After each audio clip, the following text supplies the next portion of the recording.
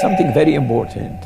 Without the AI and technology, I always say, 20 years ago, the CEO of Saudi Aramco at that time, they were asking him, what is the cost for extraction in Saudi Aramco? And his answer was $3. Today, if you ask me, what is the cost for extraction? It's still $3. This is with the maturity of the fields, with the increase in water production, with inflation and all of it. Helped by what? By technology. Digitalization, AI, all of these things, capitalizing on them and harnessing the talents that we have that are capable of capitalizing on these technologies.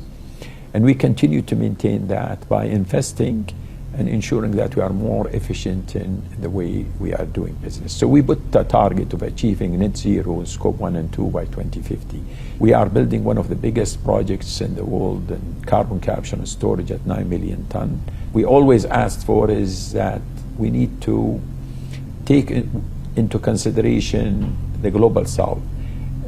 Almost 70 to 80% of the energy, global energy in 2050 will be in the global south, not in the global north. So one size fits all will not work. And anything that is driven heavily by incentive, that's not sustainable.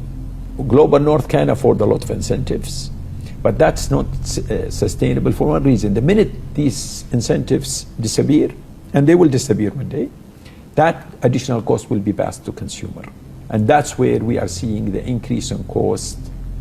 What we need is something that, while sustainable, is affordable and secure. If you look at coal, today it's almost at 8.7, 8.8 billion ton. Since the Paris Agreement, coal increased by 14%.